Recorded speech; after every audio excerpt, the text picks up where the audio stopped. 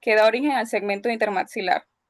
Si esta fusión no ocurre correctamente, se produce un labio hendido unilateral o bilateral y que puede ir desde una simple muesca o hasta una hendidura completa que se extiende hasta la nariz. Siguiente. La formación del paladar. Esto pasa entre la sexta y 12ª semana y el paladar se divide en dos porciones. El paladar primario, que es derivado del segmento intermaxilar, que contiene los 4 incisivos superiores, y el paladar secundario, que es formado por las prolongaciones palatinas de las prominencias maxilares. Las prolongaciones palatinas inicialmente crecen hacia abajo a ambos lados de la lengua y posteriormente se elevan y se fusionan en la línea media. Y esta fusión debe integrarse con el tabique nasal. Si hay un fallo en este proceso, origina una fisura palatina que puede ser completa, incompleta, unilateral o bilateral. Siguiente. La clasificación del labio leporino se basa en varios criterios: en la extensión, el lado afectado o si se acompaña o no del paladar hendido. Según la extensión, podemos clasificarlas en completas e incompletas. Completas, la hendidura se extiende desde el borde del labio superior hasta la base de la nariz, e incompletas, la hendidura no llega hasta la nariz.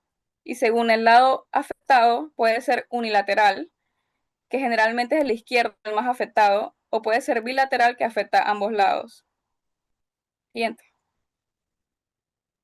Bueno, ya entrando en la clasificación de lo que sería el paladar hendido, en este caso en la clasificación de Beau, en esta vemos que textualmente es un sistema anatómico que se clasifica las hendiduras del paladar según su extensión, como vemos en el Beau 1 y Beau 2, y según su relación con el labio, que vemos que el Beau 3 y Beau 4. Entonces, en este caso, en esta clasificación, es importante señalar que las divide en ya sea paladar aislado y las divide en la uno y la 2 según su extensión. Vemos que la uno la extensión sería el paladar blando, y en la 2 sería el paladar duro y el paladar blando, y en la 3 y 4 ya sería por su relación con el labio, como mencioné, y en este caso, en la BAU 3 sería una fisura labiopalatina completa, unilateral, y en el cuarto ya sería una bilateral. Siguiente. Que en esta diapositiva sería mencionar en general todas las variaciones que pueden ocurrir entre estos defectos, tanto el labio en su forma aislada o el paladar hendido en su forma aislada o combinada, mencionando que la más común es la fisura labiopalatina completa unilateral del lado izquierdo, seguida del paladar hendido aislado y el labio hendido aislado. Siguiente. Ok, aquí mencionamos brevemente la epidemiología. Vemos la prevalencia global, la distribución por el tipo de hendidura y su variación por sexo. En la prevalencia global vemos que el labio hendido con o sin paladar hendido ocurre de uno por cada 1500 nacimientos, mientras que el paladar hendido, su forma aislada, va a estar presente de uno por cada 1600 nacimientos. En conjunto, ya sea la fisura, la labio completa, se presenta aproximadamente de una a cada 500 o 2500 nacidos vivos, ya variando esto según la región o sus factores genéticos. Entonces, en la distribución por el tipo de hendidura, vemos que cuando es junto, combinado, va a ser en el 46% de los casos, mientras que cuando el paladar hendido está aislado es 31% y 21% sería el labio hendido aislado. Y por sexo, varía en que el labio hendido con o sin paladar hendido va a ser más común en varones, aproximadamente de 2 a 1 de relación, y el paladar hendido aislado va a ser más común en las mujeres, siendo su relación de 1 a 2. Entonces, en este caso, los casos unilaterales del lado izquierdo van a ser más comunes, pero va a predominar de ese lado. Siguiente. O sea, antes de entrar a lo que sería el tratamiento quirúrgico, vale la pena mencionar y es importante una pequeña introducción de lo que sería el tratamiento ortopédico prequirúrgico, que se basa principalmente en lo que sería el uso de los dispositivos, ya sea el moldeador palatino y el moldeador nasoalveolar, y que estos dos se usan en conjunto. Como vemos en la imagen, vemos una visión frontal y oclusal de los pacientes, lo de arriba de 1 a 3 meses, respectivamente, y que este tratamiento ortopédico, el moldeador palatino, junto con el moldeador nasoalveolar, se utiliza después del nacimiento, 2 a 3 semanas después del nacimiento, y el tratamiento tiene que durar por lo menos de 3 a 6 meses, de 3 a 6 meses para luego realizar la cirugía de labio, o puede extenderse de 9 a 12 meses para realizarse ya sería la cirugía palatina. Entonces, cabe resaltar que el objetivo de este es tanto ayudar para aproximar y alinear lo que serían los segmentos de las hendiduras y reducir la tensión en las cirugías futuras que pueda haber y corregir la deformidad nasal. Entonces, en este caso, los moldeadores palatinos tienen que ser moldeados cada semana y adicionarle una resina acrílica, que es importante para que mejore la capa. Entonces, también es importante porque además que ayuda para un fin estético a lo que sería el tratamiento quirúrgico, también ayuda a lo que sería la alimentación y la succión del bebé en los primeros meses de vida y prevenir los riesgos de broncoaspiración. Entonces, en la siguiente diapositiva vemos lo que sea el moldeador nasovelar, que este va a ser, su objetivo va a ser moldear el ala nasal y que se usa en conjunto. Aquí podemos ver que después del tratamiento de 3 meses y medio de tratamiento, la distancia pasó, que como vimos en la diapositiva anterior, tenía una distancia de 6 milímetros, pasó a 0 milímetros. Y entonces es importante que este borde integral de ambas cosas para que la cirugía que se vaya a hacer sea más estética y sea más exitosa. Siguiente. Ok, ya entrando aquí en el tratamiento quirúrgico, este sería los dos pacientes anteriores. Vemos que cómo sería su aspecto de 3 a 6 meses de edad luego de la cirugía, que acá en este caso se utilizó la técnica de Millar, que se basa de una técnica de rotación y avance con los colgajos, sería el colgajo medial, que es el que se rota, y el colgajo lateral que se avanza. En este caso se utilizó la técnica de Millar 2, que varía, o sea, es una variación de la Millar 1, que se enfoca más por una corrección más amplia. En la siguiente diapositiva menciono también que también la técnica de Millar 1, como vemos el lado medial y el lado lateral y cómo estos se unen según la técnica de rotación y avance.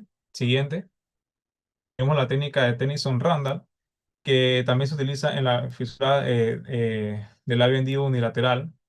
Y vemos que se utiliza una especie de plastilla en Z, que son cortes en Z, como vemos en la imagen, y se da una rotación de los tejidos, y esta es útil más cuando la hendidura es más ancha, como vimos en el anterior, que el tratamiento de los moldeadores, vimos que sí, la distancia estaba más acercada, pero aquí vemos que sí está más separada. En este caso, se utiliza la técnica de Tennyson-Randall. Siguiente.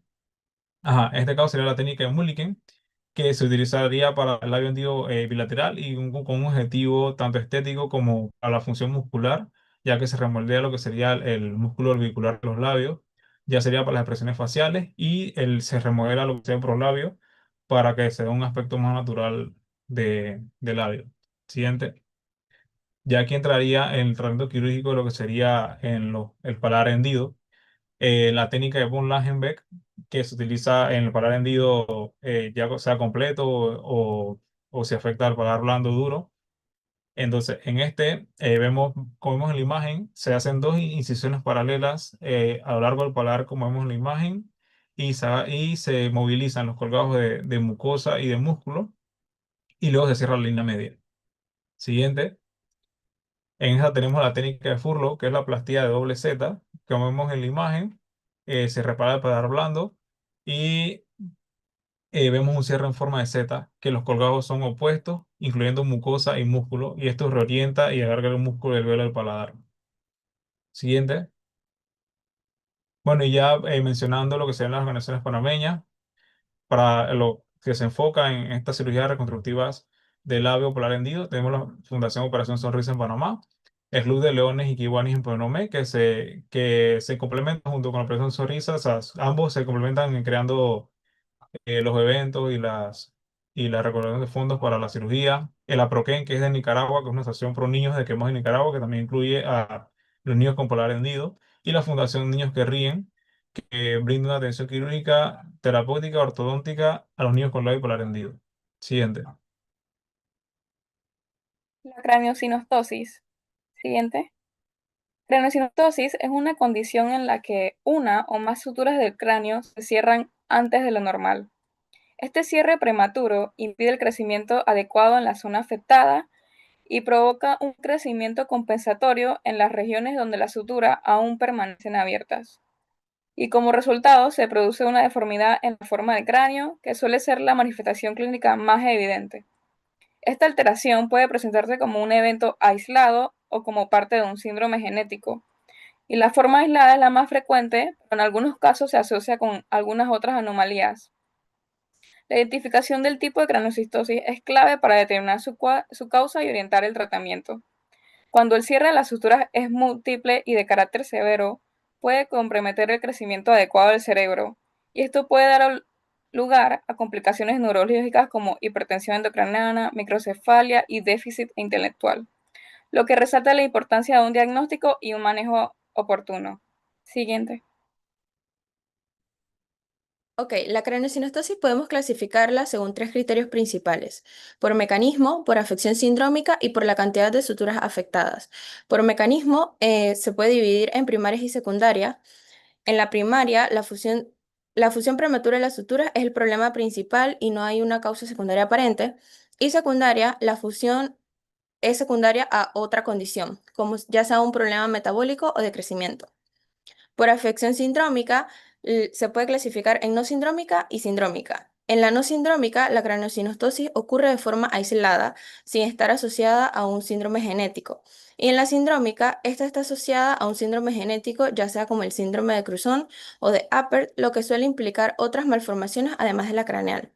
Y por la cantidad de suturas afectadas, está la simple, en la que está comprometida una sola sutura craneal, y la compleja, donde están comprometidas múltiples suturas. Siguiente. Ahora hablaremos un poco acerca del cierre normal de las suturas. Al momento del nacimiento, los huesos planos del cráneo están separados por estrechas bandas de tejido conectivo denominadas suturas.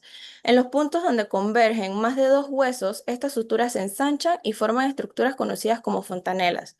Las más prominentes son la fontanela anterior, que está ubicada en la intersección de los huesos frontal y parietales. Las suturas y fontanelas permiten el solapamiento de los huesos craneales durante el parto, un proceso conocido como moldeado. Poco después del nacimiento, los huesos regresan a su posición original, lo que da al cráneo una forma redondeada y voluminosa. De hecho, la bóveda craneal es considerablemente más grande que la región facial en esta etapa. Varias suturas y fontanelas permanecen como membranas flexibles incluso después del nacimiento, lo que permite que la bóveda craneal continúe creciendo para adaptarse al desarrollo del encéfalo. Aunque entre los 5 y 7 años del niño alcanza casi su capacidad total craneal, algunas suturas permanecen abiertas hasta la edad adulta. Siguiente. Siguiente. Ok, ahora hablaremos un poco acerca de la clasificación según la sutura afectada. Como vemos en la imagen, cuando la afectación es en la sutura metópica, eh, la afección se conoce como trigonocefalia. Cuando la afección se da en la sutura bicoronal, como braquicefalia, escafocefalia, cuando la sutura afectada es la sagital. Y también hay tres tipos de plagiocefalia, que son la anterior, posterior y posicional, de las cuales estaremos hablando. Siguiente. La trigonocefalia. Es el tercer tipo más frecuente de craneosinostosis y representa aproximadamente el 20% de los casos. La fusión prematura de la sutura metópica da lugar a una frente angosta y puntiaguda, mientras que la parte posterior de la cabeza es ancha. En este sentido, desde una vista superior, el cráneo adopta una forma triangular, que es lo que le da el nombre a la afectación. Y en estos pacientes suele observarse hipotelorismo, que es una condición donde la distancia de los ojos es menor. Y la mayoría de los casos se deben a una fusión intrauterina o que ocurre poco tiempo después del nacimiento. Y dado que esta sutura es la primera en cerrarse fisiológicamente, es importante diferenciar una fusión patológica o por un proceso del cierre normal. Siguiente. La braquicefalia. La braquicefalia se produce por una fusión bilateral de la sutura coronal, lo que origina un cráneo en forma acortada. Esta alteración estructural se manifiesta con el aplanamiento tanto de la región frontal como del occipucio, acompañado por un crecimiento vertical exagerado del hueso frontal. En la braquicefalia puede presentarse puede presentarse asociada a hipertelorismo, que es una condición en la que se observa entonces un aumento normal de la distancia entre los ojos. Y este es un rasgo facial en los pacientes con fusión bilateral de la sutura coronal y forma parte del fenotipo clínico característico de esta afectación. En los estudios por imágenes, como las tomografías computarizadas, los pacientes con braquicefalia pueden mostrar el signo de Arlequín, que este es un hallazgo radiológico considerado como un indicador distintivo de la condición. Y hablando un poco más del signo de Arlequín, en este las órbitas adoptan una forma anómala que recuerdan una máscara de Arlequín con borde superior de la órbita elevado y en forma de cuña. Y esto ocurre porque al fusionarse prematuramente las suturas coronales, el hueso frontal crece de forma vertical y empuja el techo de la órbita hacia arriba. Siguiente. La escafocefalia es la craneosinostosis sagital o dolicocefalia y se debe al cierre prematuro de la sutura sagital, y esto produce un alargamiento del cráneo en el eje anteroposterior. No produce hipertensión intracraneal, por lo tanto es un problema meramente estético. Siguiente. En cuanto a la epidemiología de la escafocefalia, es la forma más común de craneosinostosis, representando un 50% de los casos, y es más común en varones con una relación de 3 a 1 y una incidencia de 1 a 2000 o 2500 de casos. Siguiente. Yendo con la presentación, ahora vamos a hablar un poco de lo que es la plagiocefalia. Este es un término que se utiliza cuando existe una asimetría en la cabeza en una o más regiones. Entonces, esta puede presentar dos etiologías, la cual es la sinostósica y la deformacional. La sinostósica sigue la línea de lo que estábamos hablando, que se debe a una fusión prematura de las suturas craneales por un proceso de craneosinostosis, y la deformacional se debe por factores mecánicos, ya sea intra o extrauterino. Siguiente. La primera que vamos a presentar es la coronal unilateral, que es un tipo de plagiocefalia sinostósica que se debe al cierre prematuro de la sutura que lleva este mismo nombre. En este caso, el cierre prematuro se da del lado derecho. Entonces, el lado ipsilateral vamos a tener un aplanamiento de lo que es el hueso frontal, una elevación y un desplazamiento posterior del reborde supraorbitario y un desplazamiento anterior de lo que es la oreja. Todo esto del lado ipsilateral. Y del lado contralateral vamos a tener lo que es una elevación de lo que es el hueso frontal. El occipucio no se ve afectado por la naturaleza de la sutura afectada. Siguiente. Ahora vamos a presentar lo que es la plagiocefalea lambdoidea unilateral, que también es de tipo sinostósica y se debe al cierre prematuro de la sutura lambdoidea. Entonces, ¿qué vamos a encontrar en estos pacientes? Vamos a encontrar lo que es un aplanamiento de la porción ipsi-occipito parietal.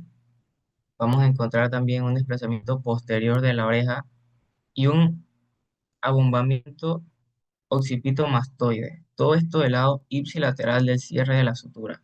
Y del lado contralateral vamos a encontrar lo que es un abombamiento tanto del hueso parietal como del hueso frontal.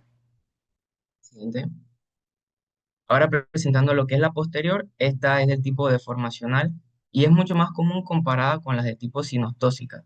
Entonces se debe básicamente ya sea por factores intrauterinos, ya sea la posición fetal o por un crecimiento restringido dentro del útero o por factores extrauterinos como la posición del bebé al dormir.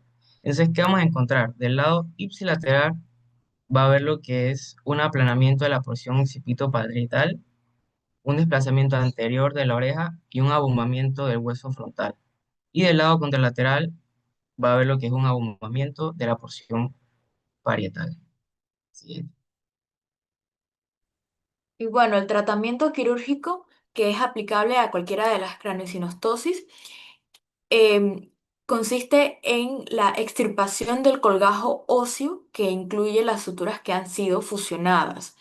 Los pacientes candidatos para una corrección quirúrgica son pacientes con craneosinostosis entre 3 y 12 meses o hasta 18 meses, pero los que se han visto mejor beneficiados son entre 3 y 6 meses por la mejor recuperación. Y bueno, en el caso de la escafocefalia se realizaría una incisión biparietal estándar y pues se reseca el colgajo óseo Luego se realizan cortes de relajación a nivel parietotemporal. Esto favorece la remodelación del diámetro parietal. Y la idea es que la remodelación ósea reconstruya toda esa área de hueso que se ha extirpado y que permita el crecimiento del cráneo. Siguiente. Y bueno, otro tratamiento que es no quirúrgico es la ortesis craneal, la cual está indicada para la corrección de la plagiocefalia, braquicefalia, escafocefalia y también se utiliza en el posoperatorio de craneosinostosis, así como en otras asimetrías del cráneo en recién nacido e igualmente entre las edades de 3 y 18 meses. El principio fundamental de su funcionamiento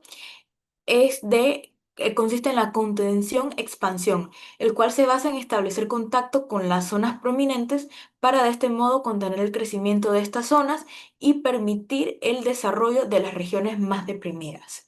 Siguiente. En las craneosinostosis sindrómicas se trata de sinostosis de múltiples suturas y afectan la bóveda craneal, la base del cráneo y la cara. Aún después de corregidas, el cráneo no sigue el patrón de crecimiento normal. Existen más de 90 síndromes asociados con craneosinostosis.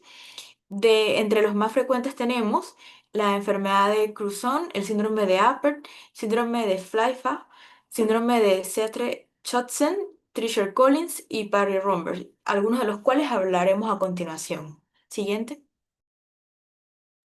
Ok, como primer síndrome tenemos el síndrome de Apert. Siguiente. Este es un trastorno congénito raro caracterizado por craneosinostosis, reducción del tercio medio facial y sin dactilidad. Tiene una incidencia de 1 en 65.000 nacimientos y afecta por igual a ambos sexos. Es causado por mutaciones en el gen FGFR2, el cual es encargado de regular el crecimiento celular óseo. Tiene un patrón autosómico dominante, lo que quiere decir que solamente se necesita una copia del gen mutado para tener esta enfermedad, pero la mayoría de los casos que se encuentran son mutaciones de nuevo. Y la edad paterna avanzada se relaciona con un mayor riesgo de presentar estas mutaciones espontáneas. Siguiente. En cuanto a las características clínicas, más que nada las craneofaciales, se encuentra la craneosinostosis. También puede haber una frente prominente, como vemos en la imagen. También puede haber fontanela anterior grande y desplazada hacia adelante y un puente nasal plano. Siguiente. También hay hipoplasia del tercio medio facial, lo que es característico de este síndrome. Puede haber proptosis, hipertelorismo y las fisuras palpebrales pueden ser oblicuas y las órbitas pueden ser poco profundas. Siguiente. En la vía aérea puede haber obstrucción de múltiples niveles debido a conductos nasales estrechos o anomalías morfológicas propiamente de las malformaciones craneofaciales que presentan estos niños. Y en la región oral se presenta apiñamiento dental, paladar ojival y estrecho, lo que quiere decir que el paladar va a estar más estrecho de lo normal en forma de V, o sea, la parte anterior del paladar va a estar más estrecha. Y también puede haber en ciertos casos paladar hendido. En las extremidades, también característico del síndrome de Apert, se encuentra, mejor dicho, sindactilia simétrica en manos y pies. Las manos van a presentar un pulgar corto, también puede haber sinfalangismo y sinoniquia, que es cuando las uñas de varios dedos se encuentran unidas. Siguiente. Ok, entonces ahora tenemos al síndrome de Cruzon. Siguiente. Este también es un trastorno congénito raro que se caracteriza por craneosinostosis de múltiples suturas, hipoplasia del tercio medio facial, al igual que el síndrome de Apert, y también presenta proptosis. La incidencia es de 1 en 60.000 nacimientos y al igual que el síndrome de Apert, afecta a ambos sexos. Causadas por mutaciones también en el gen FGFR2, pero en menor medida también se pueden encontrar mutaciones en el gen FGFR3 y TWIT1 que también son encargados de eh, el crecimiento celular óseo. También se encuentra en un patrón autosómico dominante con penetrancia completa y expresividad variable, lo que quiere decir es que las personas que presenten este gen van a presentar rasgos característicos de este síndrome, pero no todos van a tener las mismas malformaciones en igual medida. Y también, al igual que el síndrome de Apert, la mayoría son casos de mutaciones de nuevo. Y la edad paterna avanzada es también un factor de riesgo para adquirir estas mutaciones. Siguiente. En las características clínicas, más que nada craneofaciales también, hay craneosinostosis, hipoplasia del tercio medio facial. En este hay proptosis, puede haber estrabismo, hipertelorismo y fisuras palpebrales o oblicuos. Siguiente. También puede haber una frente prominente, puente nasal aplanado, proptosis, como ya lo mencioné, hipoplasia del tercio medio facial y una nariz en pico del oro, como vemos en esta. Siguiente. Ok, en cuanto al oído y la audición, puede haber hipoacusia conductiva secundaria a las malformaciones óseas propias del síndrome. También, al igual que el síndrome de Apert, la hipoplasia del tercio medio facial va a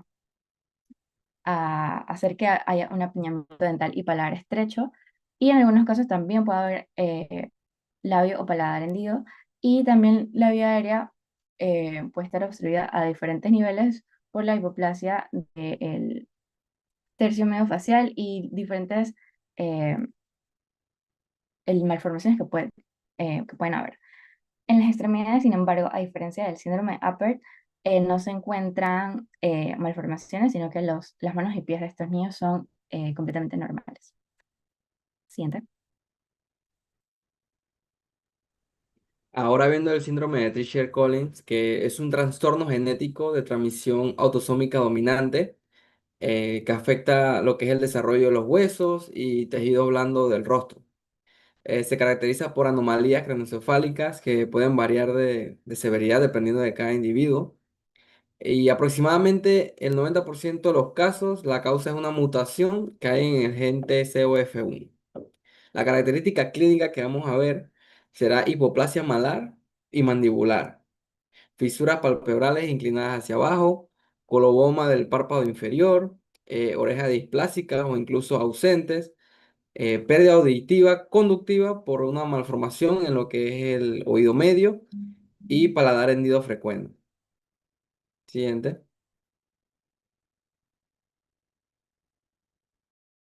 Bueno, continuando con los síndromes, tenemos un síndrome de atrofia hipoplasia, donde tenemos al de Perry-Romberg, que es una atrofia hemifacial progresiva. Básicamente, esta es una enfermedad rara de inicio habitualmente en lo que es la infancia o la adolescencia, que es caracterizada por una atrofia unilateral de piel, tejido subcutáneo, músculo y en ocasiones puede ser hueso y también el cartílago facial. Entonces, en la parte de inicio y evolución, generalmente puede aparecer entre los 5 a 20 años y comienza en lo que es la zona paramedial de la cara, que viene siendo más o menos de 2 a 3 dedos laterales a la línea media y tiene una fase activa que también suele más o menos entre los 2 a 20 años y luego esa fase activa pasa entonces a estabilizarse. Entonces, entre las principales manifestaciones clínicas podemos mencionar que en lo que es la piel y los anexos puede haber adelgazamiento cutáneo, hay cambios de pigmentación.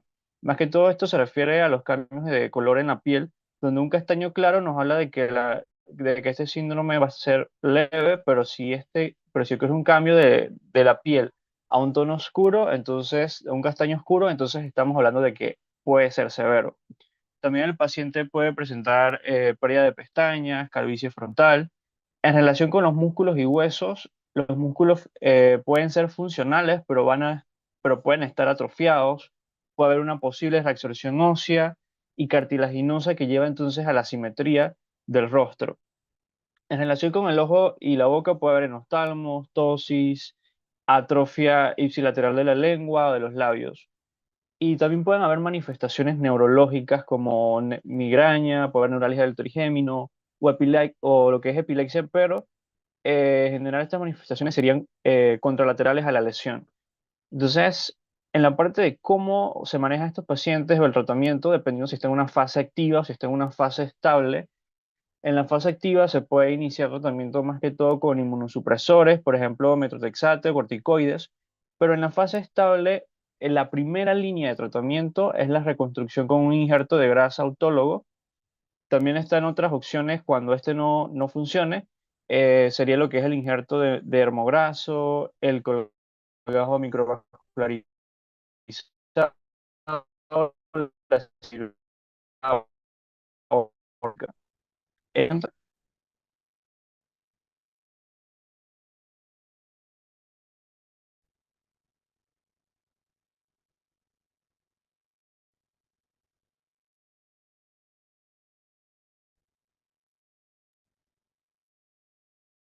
Se le fue la internet.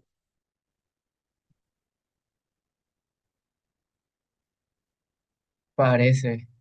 Sí. ¿Se escucha?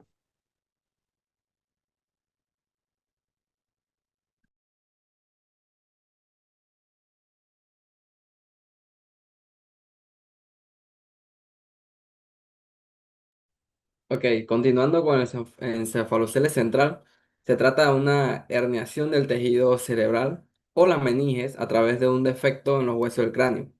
Esta malformación congénita suele localizarse en la línea media del cráneo, con mayor frecuencia en la región occipital, parietal, frontal o frontonasal, dependiendo del defecto óseo donde se da. La característica clínica, lo más importante que vamos a ver como la imagen es la masa en la línea media del cráneo desde el nacimiento. Y esta puede estar recubierta de piel o ser transiluminable. Tiene asociaciones frecuentes como lo son la hidrocefalia, el retraso psicomotor, convulsiones y malformaciones cerebrales. Siguiente. La disocistosis son un grupo de trastornos congénitos que afectan el desarrollo del esqueleto, produciendo alteraciones en la forma, número o estructura de los huesos.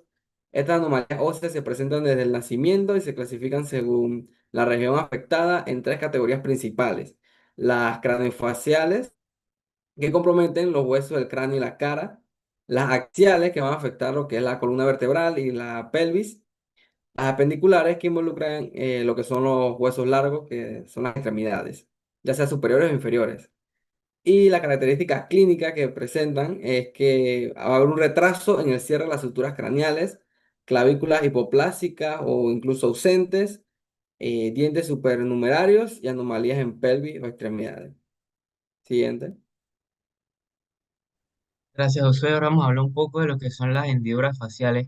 Básicamente, estas son fisuras que ocurren en la cara de los pacientes debido a una fusión imperfecta o incompleta de lo que son los tejidos blandos y los huesos de la cara durante el periodo prenatal. Entonces, estas son las anomalías craneofaciales más frecuentes que existen, y dentro de este grupo la más frecuente es la fisura labiopalatina, como se puede ver aquí en la imagen donde está el paciente del lado derecho. Entonces, esta representa entre el 80% de todas las malformaciones, tanto faciales como orofaciales. Existen muchas formas de clasificarla, pero la más utilizada es la de Tessier. Siguiente. Entonces, antes de hablar de la clasificación de Tessier, vamos a hablar de la persona detrás de esta, que no fue más que Paul-Louis Tessier, un cirujano craneofacial francés que nació el 1 de agosto de 1917.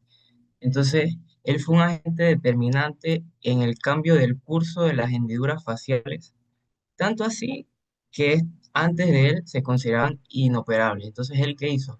Bueno, él estandarizó la planificación quirúrgica de las mismas, él combinó osteotomías segmentarias con injertos, integró equipos multidisciplinarios, porque para ese tiempo había mucha discordia de si era del cirujano craneofacial o era el cirujano plástico o era el neurocirujano. Entonces él dijo, este es un equipo, tenemos que hacerlo todos juntos, así como que también demostró la seguridad de los abordajes craneofaciales extensos.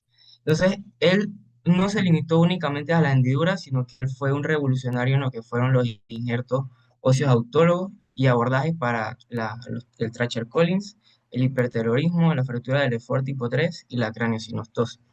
Y por todo esto se considera el padre de la cirugía craneofacial. Siguiente. Entonces, ahora sí, hablando un poquito de la clasificación, esta tiene una base anatómica y se va a dividir del 0 al 14. Entonces, cada malformación va a recibir un número dentro de esta numeración. Entonces, los puntos de referencia van a ser la órbita, la boca y la nariz, siendo el principal la órbita, que lo vamos a usar para dividir la cara en dos hemisferios. Por debajo de esto va a ser el hemisferio inferior y todas estas hendiduras van a ser las hendiduras faciales, que se les va a dar numeración del 0 al 7. Pasa por la órbita, va a ser por el 8, y ya por arriba de la órbita sería el hemisferio superior, que se le haría la numeración del 9 al 14. Si la hendidura facial pasa a ambos hemisferios, se le da la numeración del 14. Entonces, ahora vamos a presentar 4 de las hendiduras faciales más comunes. Siguiente. La primera es la cero, que se le da el nombre de la disrafia craniofacial, que literalmente pasa justo por la línea media, dividiendo a la mitad el labio y la nariz. Y como un paciente con la misma. Siguiente.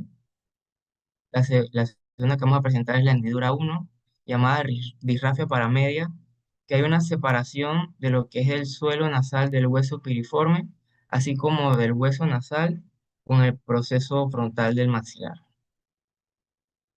Siguiente. Tenemos la hendidura 4, la orocular, que va a pasar justo por lo que es el foramen infraorbitario medial. Entonces, en este paciente podemos ver que la presenta de forma bilateral. Siguiente.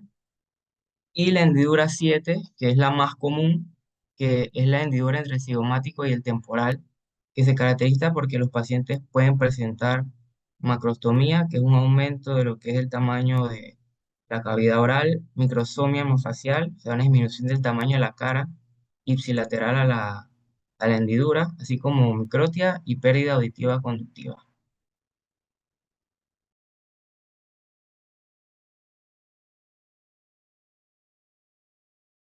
Ok, ahora vamos a hablar de la relación entre las anomalías craniofaciales. Bueno, las anomalías craniofaciales, aunque se presentan de forma muy distintas, tienen una raíz común y una alteración en el desarrollo embriológico temprano de estructuras derivadas de las crestas neurales y de los arcos branquiales. A partir de ahí, su expresión clínica depende de qué estructuras fallan, cuándo ocurre la alteración y cómo se afectan los tejidos involucrados. Podemos entenderlas mejor si pensamos en tres ejes principales que las interrelacionan.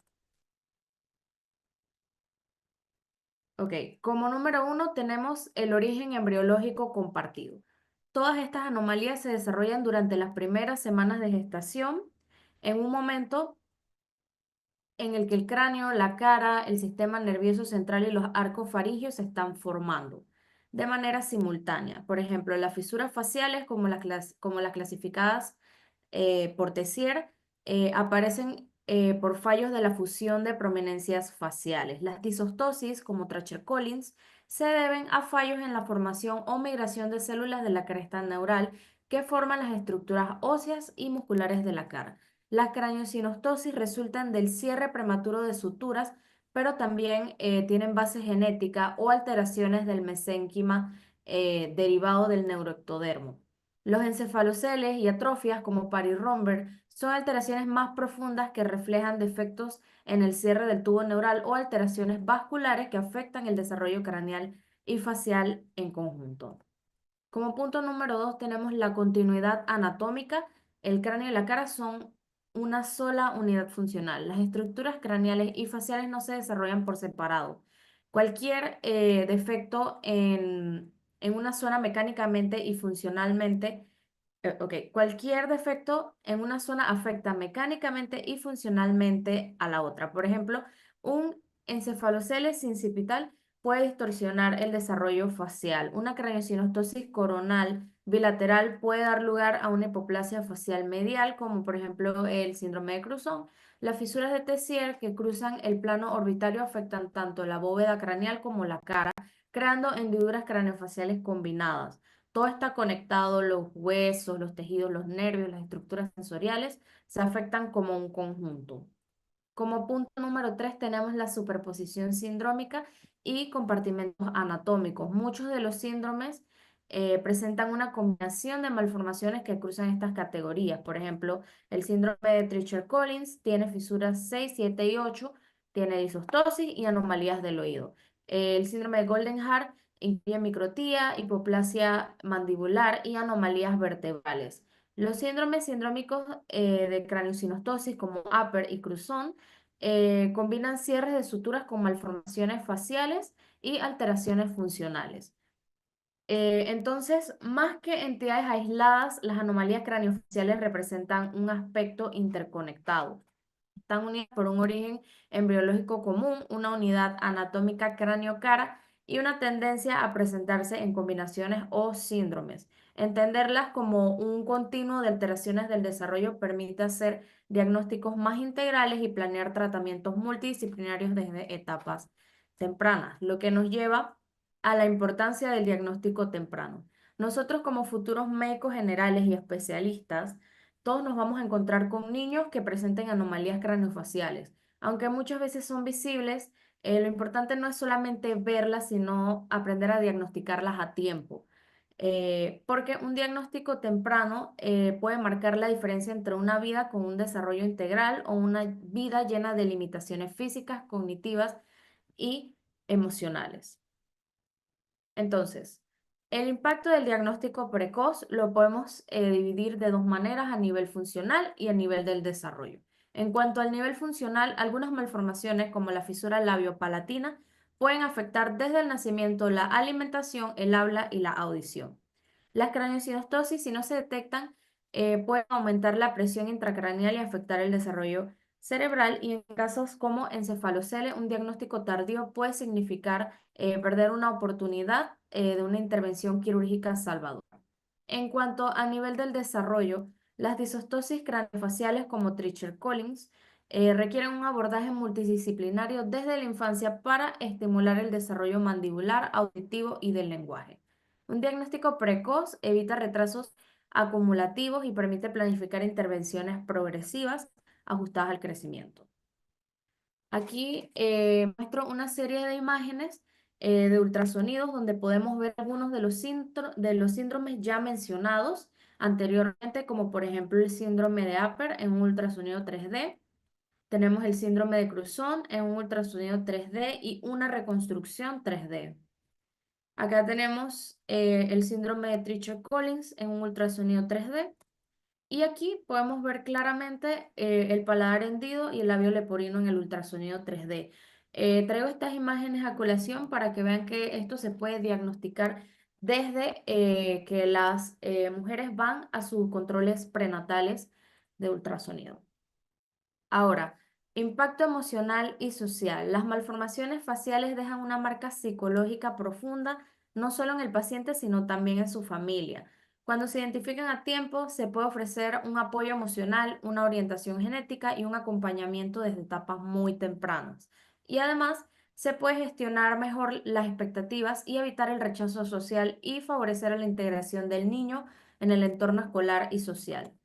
Y el rol del médico general, eh, bueno, aquí no todos vamos a ser cirujanos plásticos, ni genetistas, ni nada de estas cosas, pero sí vamos a hacer el primer contacto de este paciente, vamos a hacer el primer contacto con estos pacientes. Entonces, nuestro deber es reconocer, o sea, saber reconocer las señales claves, las asimetrías faciales, las suturas cerradas antes de tiempo, las alteraciones del oído, las deformidades del labio o del paladar. El diagnóstico temprano no depende de una tecnología avanzada, sino de lo que ya nos han recalcado desde que iniciamos nuestra etapa clínica: una buena historia clínica, una inspección detallada y un conocimiento anatómico base. Recordemos que el diagnóstico temprano no solo cambia tratamientos, cambia vidas, y como médicos tenemos el privilegio de ser ese punto de inflexión para muchas familias.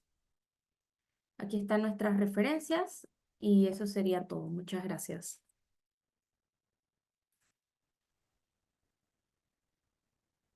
De los participantes, ¿tiene alguna pregunta para el grupo?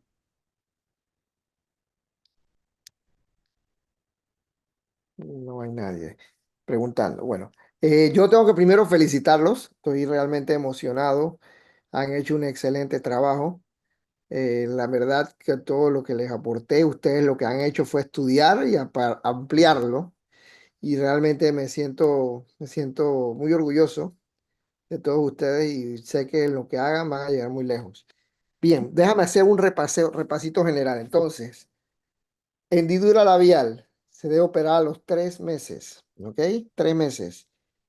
Requisitos: hemoglobina de 10, buenas proteínas y que el bebé esté sano. Paladar de 9 a 12 meses.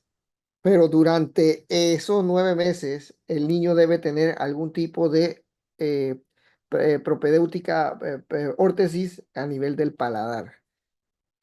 ¿Por qué hay tanto labio y paladar hendido entre los indígenas? Porque se casan entre ellos, se casan entre primos, y eso es una de las causas más importantes.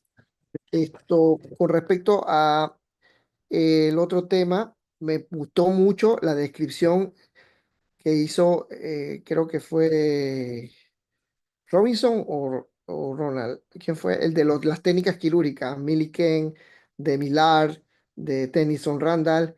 Estuvieron muy bien descritas, a pesar de que no eres cirujano, las describiste muy bien. Me gustó eso también.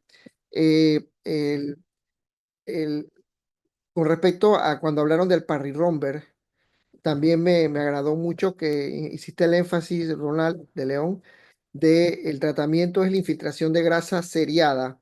Hay mucha gente que tiene eso y no lo saben y andan por ahí. Y la gente le dice, oye, pero tienes algo raro en la cara. Y bueno, realmente es eso, tiene un Parry Romber. Y el tratamiento de salida que se utiliza es la infiltración de grasa. Dana, te felicito porque tú eres la coordinadora y has logrado fusionar tanta información de una manera muy particular y evidentemente cada uno de los del grupo, Josué, Leonardo, Sara, han podido hacer un excelente trabajo. Ok, ahora yo quiero enseñarles algo, compartir pantalla un segundito rapidito. ¿Quién me la da, Dana? Ya voy, doctor. Déjeme dejar de Ah, compartir y ya usted puede. pero ¿y ahora por dónde me busco ahora? ¿A dónde busco? Abajo donde dice compartir. Compartir, aquí todo, ok, ok, bien. Perfecto, entonces mi desktop, ¿no? Es esto aquí. Mi desktop, ¿no? Es mi desktop. Compartir. ¿Cuál será mi desktop aquí? Compartir. Ok, bien. Ok, bien. ¿Cuál es el futuro de todo esto que hemos hablado hoy? Bueno, hay algo que se llama, que dice aquí, sí, repetir. Ok. El futuro de la cirugía pediátrica craneofacial no es la cirugía. Increíble, pero cierto. El futuro de la cirugía craneofacial es lo que se llama la edición genómica, la terapia génica. Doctor, es que no se ve nada, se ve No se como... ve. Qué hago para que se vea? No estoy compartiendo pantalla. Sí está compartiendo, pero lo que se ve es como Ah, iniciar el listo. Zoom, algo así. No, espérate, déjame, entonces, espérate. Déjame entonces, ¿cómo que yo? Archivo, PowerPoint. ¿Cómo pongo aquí? Presentación con diapositiva. Aquí sería.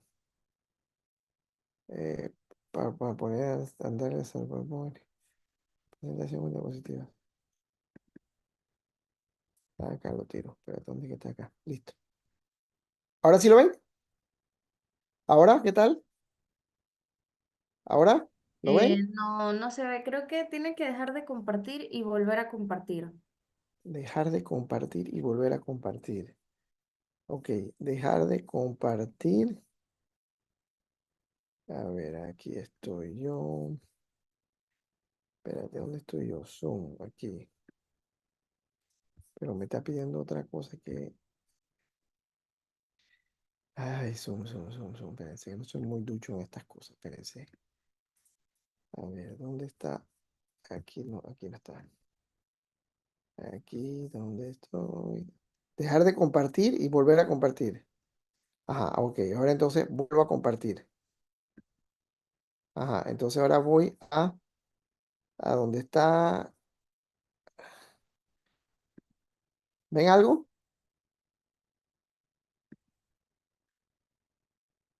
No, doctor. Ok, ahora sí. ¿Ahora? ¿Ahora sí? Sí, ahora sí. Ahora sí. Ah, perfecto. Bueno, discúlpenme.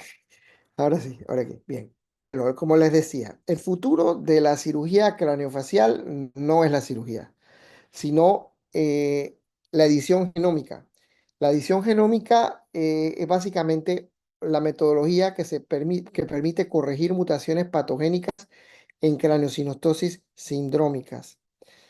Cuando se tiene la sospecha de un síndrome de craneosinostosis intrauterina, se deben hacer pruebas moleculares que identifican una mutación, ¿verdad? Entonces, hace el diagnóstico de una craneosinostosis sindrómica. Entonces, se prepara un editor base o principal según la mutación especificada, identificada, para que a través de un sistema que se llama la proteína de Cas9, yo no sé si han oído hablar algo de terapia genómica, el CRISPR, ¿han oído hablar de eso? ¿Aló? ¿Están No, ahí? Sí, yo no. doctor. Sí, no lo han oído. Ok, ahora les muestro un videito.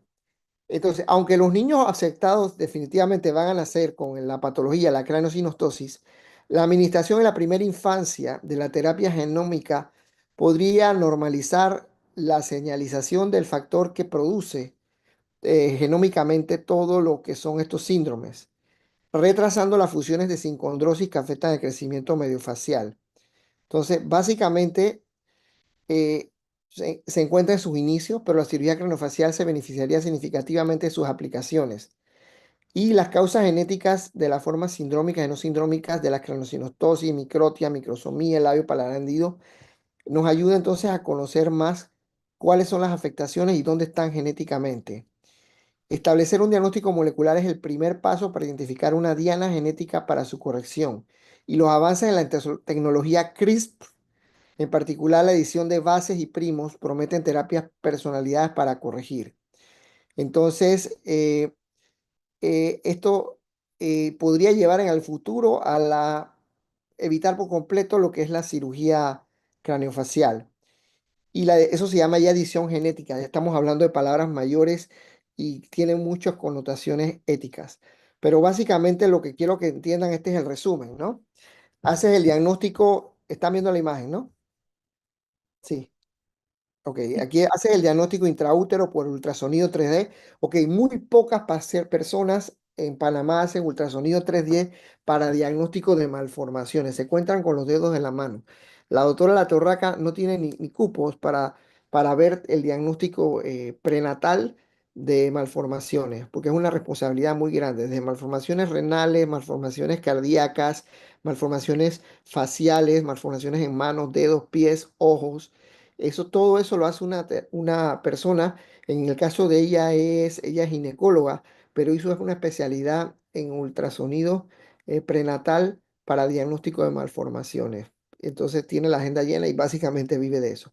Entonces esto que ustedes ven aquí, el número 2, es el famoso CRISPR, que lo que hace es que analiza todo lo que es el genoma del bebé y hace los diagnósticos de las secuencias que hacen el daño que manifiesta la patología.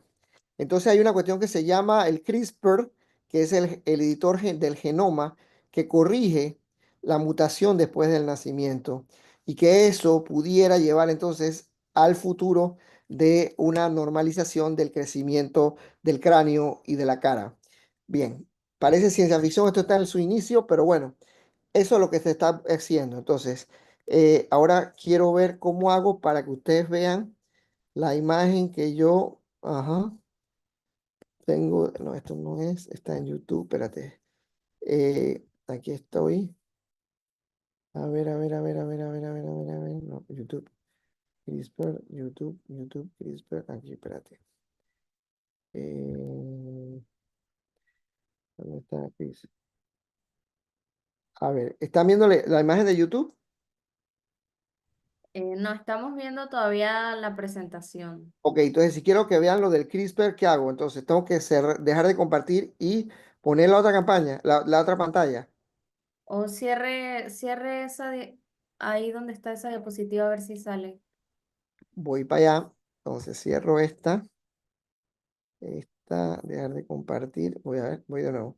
Dejar de compartir y ya la última para terminar. Ya estamos acabando, no se preocupen, sé que tienen que ir a estudiar esas tres cosas. ¿Dónde es que estoy yo?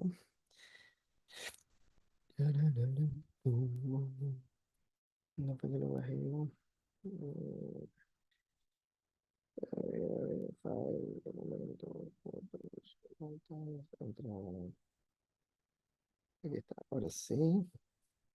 Entonces, ¿cómo hago para compartir? A ver, aquí estoy. Mm, No, no me sale. A ver, vámonos de aquí. Pam. A ver, a ver, a ver, a ver. Voy a tener que...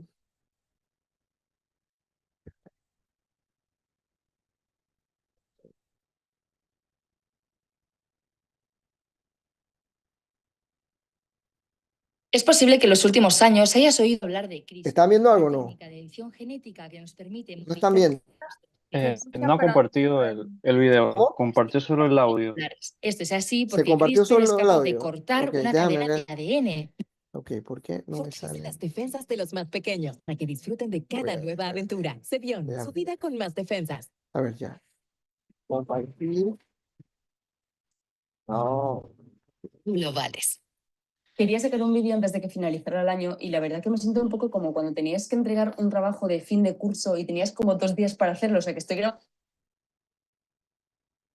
Es posible que en los últimos años hayas oído hablar de CRISPR, una técnica de edición genética que nos permite modificar nuestros genes. Normalmente nos referimos a CRISPR como unas tijeras moleculares. Esto es así porque Sí. CRISPR es capaz de cortar una cadena de ADN, Pero modificando están oyendo el así su audio. secuencia, Sí. su Pero es que no sé información, por qué no puedo. eliminando o insertando nuevo ADN donde nosotros queramos. ¿Cómo se hace esto? Pues el complejo CRISPR está formado por dos partes. Una secuencia de ARN que guiará al complejo hacia la secuencia de ADN que nos interese modificar y por otro lado una proteína llamada Cas9 que cortará ese ADN. ¿Y esto para qué sirve? Pues CRISPR se puede usar, por ejemplo, para corregir un error en nuestro ADN y revertir así una enfermedad genética. O, por ejemplo, para eliminar un gen y hacer que una célula cancerosa muera, sirviendo como tratamiento contra el cáncer. CRISPR nos abre todo un nuevo mundo de posibilidades, aunque también un debate ético importante al tener una herramienta en nuestras manos capaz de cambiar el genoma de los humanos y con ello lo que nos define. Sígueme para aprender más sobre biomedicina.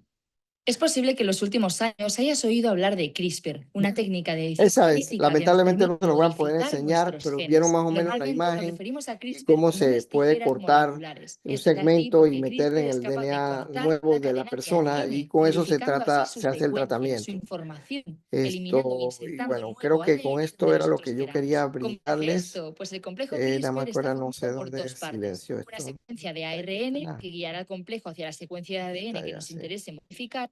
Entonces, bueno, eh, agradezco toda su atención. Realmente fue una charla muy completa y los felicito a todos. Y bueno, sigamos adelante en esto y gracias por participar. Y bueno, esto va a quedar siempre en la posteridad porque eso se sube al sitio web de la facultad, ¿verdad? Sí. Ah, bueno, perfecto. No sé si tienen alguna pregunta, alguna duda. Entonces ya saben que el tratamiento final no es quirúrgico, es genómico. Y eso viene, eso lo van a vivir ustedes, muy probablemente. Y bueno, con eso vendrán muchos dilemas éticos, ¿no? Se puede usar para bien o se puede usar para mal, porque te pueden cortar y meter cosas en tu ADN increíbles, ¿no? Bueno, no sé si tiene algo que agregar. Yo quería agregar, doctor, que nosotros los del grupo nos gustaría como hacer una captura de pantalla donde salga usted, nosotros, el PPT, Claro, para nuestro blog de cirugía. claro que sí, claro que sí. ¿Cómo hacemos? ¿Qué Compartirlo. hacemos? Voy a compartir de nuevo donde salga la página principal del PowerPoint. Eh,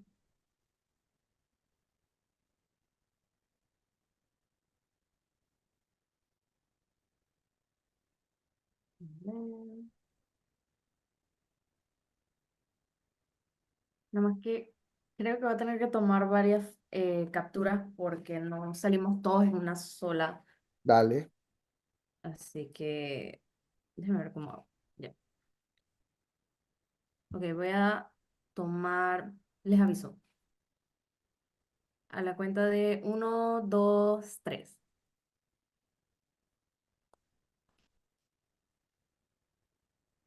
Ahora la próxima. Vamos de nuevo. 1, 2, 3.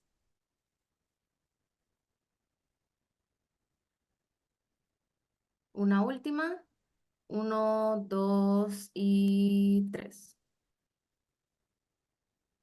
Listo. Eso sería todo. Muchas gracias, doctor, por su bueno, tiempo y por todo. Bueno, ahora todos nos merecemos un aplauso, pues. Eh, Bien, bueno, que tengan buena noche y gracias por participar. Hasta luego. luego, doctor. Hasta luego, Chao. Hasta luego, gracias. doctor. Hasta luego. Muchísimas gracias. Chao, nos Doctor, vemos. gracias.